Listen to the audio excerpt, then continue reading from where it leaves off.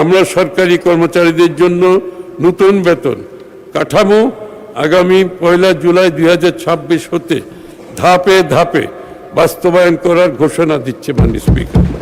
Banking খাতে আন্তর্জাতিক মানদণ্ড ভিত্তিক ঝুঁকি ব্যবস্থাপনা, মূলধন পর্যাপ্ততা এবং কর্পোরেট গভর্নেন্স নিশ্চিত করা হবে, যাতে আর্থিক প্রতিষ্ঠানসমূহ দীর্ঘমেয়াদী স্থিতিশীল ও প্রতিযোগিতামূলক হয়ে উঠতে পারে। আর্থিক অন্তর্ভুক্তির পরিধি বাড়িয়ে নারী, তরুণ উদ্যোক্তা ও প্রান্তিক জনগোষ্ঠীর জন্য অর্থায়নের সুযোগ সম্প্রসারণ করা হবে। মাননীয় স্পিকার, আমাদের সরকার দেশের অর্থনীতির পুনর্গঠনের অংশ হিসাবে একটি আধুনিক, শক্তিশালী, টেকসই আর্থিক ব্যবস্থা গড়ে তোলার লক্ষ্যে ব্যাংক ও পুঁজিবাজার খাতে কাঠামোগত সংস্কার বাস্তবায়ন করতে বদ্ধপরিকর। আমরা ঋণ নির্ভর বিনিয়োগকে ইকুইটিতে রূপান্তর করেছি।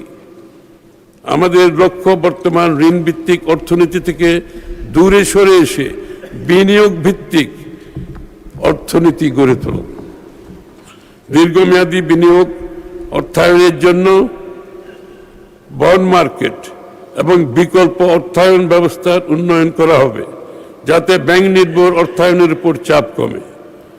Corporate bond, mutual fund, green bond, সুকুক এবং অন্যান্য দীর্ঘমেয়াদী বিনিয়োগ উপকরণের উন্নয়ন কাজ চলমান আছে। মাননীয় স্পিকার, দীর্ঘমেয়াদী অর্থায়নের বিকল্প উৎস গড়ে তুলতে কর্পোরেট বন্ড মার্কেট সম্প্রসারণ, স্থানীয় সরকার ও নগর অবকাঠামো উন্নয়নে পৌর বন্ড, মিউনিসিপ্যাল বন্ড ইস্যুর কাঠামো প্রণয়ন করা হচ্ছে।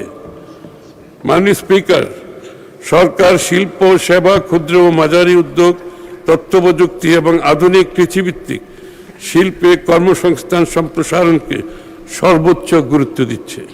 শ্রমবাজারের চাহিদাভিত্তিক কারিগরি ও বৃত্তিমূলক প্রশিক্ষণ সম্প্রসারণ, তরুণ উদ্যোক্তাদের অর্থায়ন সহায়তা এবং নারী ও প্রান্তিক জনগোষ্ঠীর কর্মসংস্থানের সুযোগ বৃদ্ধি করা হচ্ছে।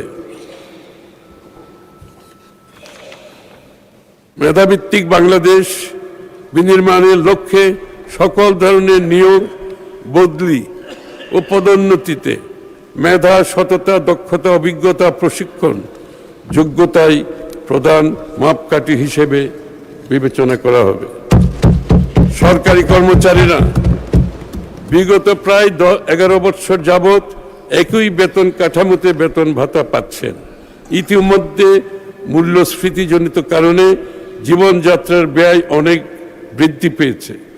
আমরা সরকারি কর্মচারীদের জন্য নতুন বেতন কাঠামো আগামী 1 জুলাই 2026 হতে ধাপে ধাপে বাস্তবায়ন করার ঘোষণা দিচ্ছে মাননীয় স্পিকার।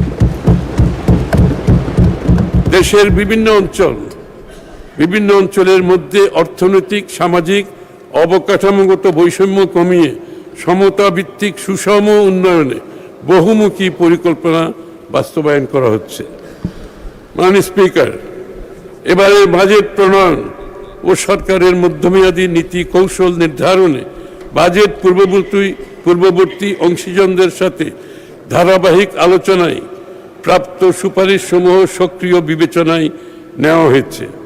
বর্তমানে সীমাবদ্ধতা ও চ্যালেঞ্জ সত্ত্বেও আমরা মনে করি নতুন বাজেট অর্থনীতিতে ইতিবাচক পরিবর্তনের সূচনা করবে।